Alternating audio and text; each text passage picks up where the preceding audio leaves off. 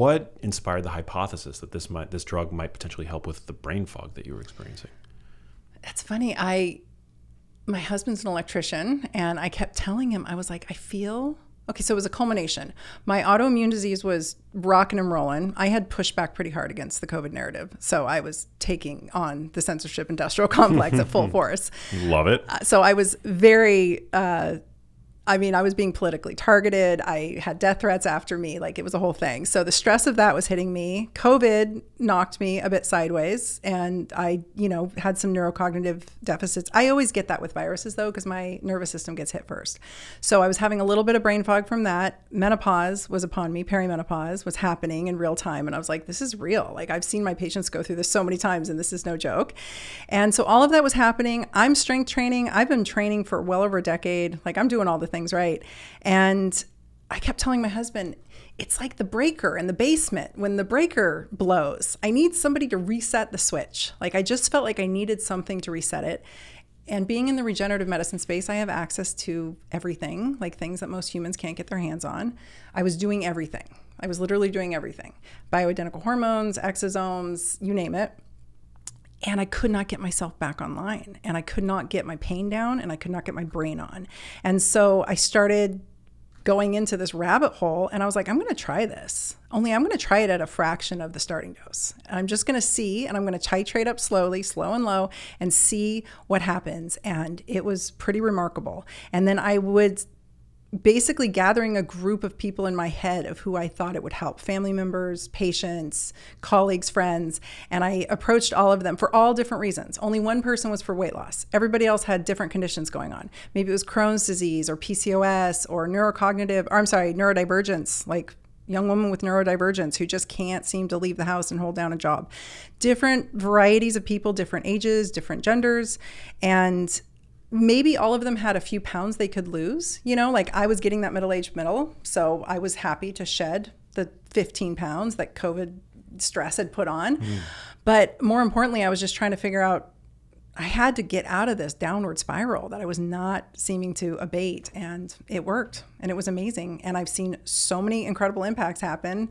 So then I started talking about it, and here we are.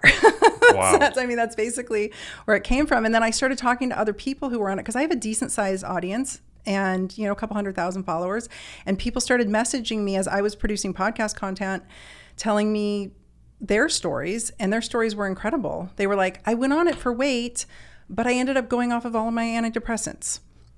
Or I went on it for this and it completely reversed my PCOS. And some would say, well, when you lose weight and you get your metabolic health in order, these things should fall into place as well, right? Yeah, I totally agree. So I'm thinking it's both, but there are definitely impacts happening that are independent of the metabolic impact and of the blood sugar regulation and of the weight loss. You're now seeing people get pregnant. Yeah. On it, yeah. Right? Like, it's improving metabolic health to the degree that people who were, I guess, previously struggling with fertility, unexpectedly now getting knocked up. Yeah. And it's like, it's very interesting. It's impacting testes. I mean, it's impacting sperm as well. So it's both. It's men and women are being impacted. So they also are peptides in that they heal. They come in and insert themselves where they need to go. This is how peptides work, and they heal up tissues. I think over the long haul, even those on higher doses, so long as they hold on to their muscle mass, and actually, I mean, that's a whole other conversation that we should probably talk about. Yeah. But so long as they are doing all the things, as I call it, all the things you talk about, all the things I talk about, they are healing their metabolism. They're healing their insulin signaling. They're healing their insulin reception. Like, it over the long haul, it's not just a Band-Aid. Like, there's an actual healing impact happening on their bodies. And I speculate, if done right and titrated down properly, in many people, I think the ability to come off of them is very realistic, and to maintain the weight loss or maintain whatever good benefits they had because they are healing. The way they're being done now, though, like I said, they're getting slammed with a high dose, and then their insurance runs out at 5 or 6 months because it's weight loss only, and they're pulled off of it. So they get up to this crazy high dose, and then it's just completely withdrawn. And the impacts of this peptide on the brain are so profound, I can't even imagine what that would feel like to an individual.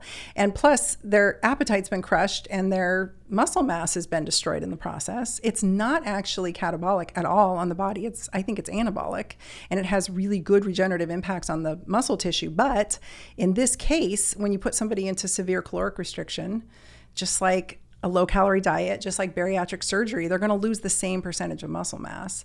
And then, as well as I do, they end up totally metabolically devastated. Like, that's a much worse situation. Now they're frail and sarcopenic and they have nothing on them. Skinny fat. Yeah, and now their metabolism is destroyed. And so I do think, again, that's why I'm saying these are like, in my head, this is like two entirely different conversations. Yeah.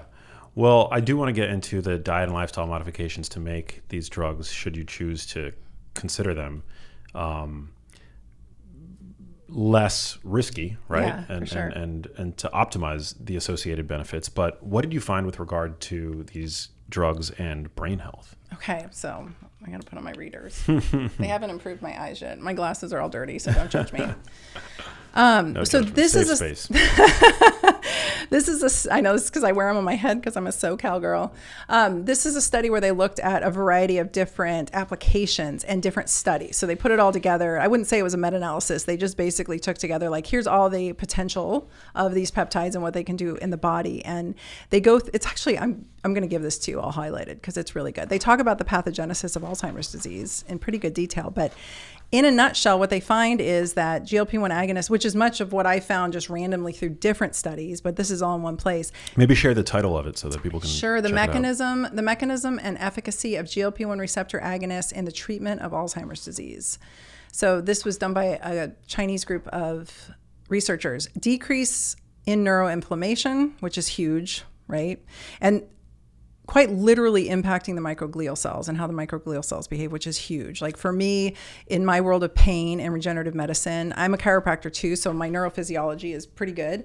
And once you get those microglial cells fired up, you probably know this, they don't turn down very well, right? Like, once the brain's immune system. Yeah, once they're primed, they're on. There's not a good checks and balances system in there. And once they're on, they're primed. And so it's not that hard to reset them off. And so when you have someone who's either had physical trauma, mental trauma, maybe a bad infection, and they've got that microglial cell activation, birth control pills can do this, just menses onset, pregnancy can do it.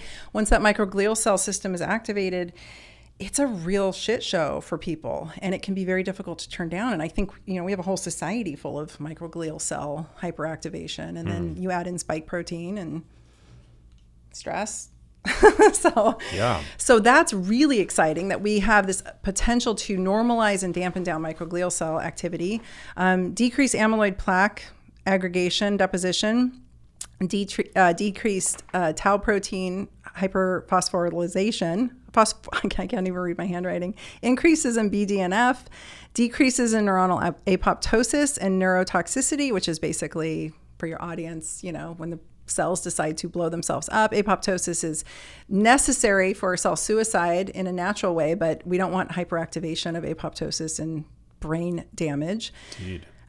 Increases in autophagy when necessary, increases in synaptic plasticity, which is really exciting. I think that when you put these patients on it, if you do it right, there's an opportunity to introduce new lifestyle habits that maybe they have not been doing before. And because of this potential of neuroplasticity, while their brain, for the audience, what fires together wires together, and we lose the ability to have good neuroplasticity as we age, especially for folks who are not exercising, right? And so if we can potentiate neuroplasticity whilst we are inducing new lifestyle habits, they can wire it in. They can hardwire it better. So there's this window where people can learn new habits. And I'll share a story about my dad after, which is proof to this. And then decreases in oxidative stress. I mean, that's this in a nutshell. There's a whole bunch of more exciting stuff in here, but that's what it's doing. It works basically as a growth factor in the brain, but in a positive way. So I know that you have researched the brain in depth, but I have too. I don't know of anything else that does this in the brain. It's pretty cool. I Yeah. mean, exercise. Well, yeah, of but course. that's like the holy grail. Like, how can you, Yeah, I mean, that's non-negotiable. Yeah.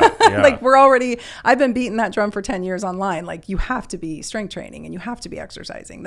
Those types of things are non-negotiable. This is just more of a adjunctive it's not a substitute for any of it. It's just an adjunctive therapy, you know, in my tool belt when I treat my patients. Hey, if you liked that video, you need to check out this one here, and I'll see you there.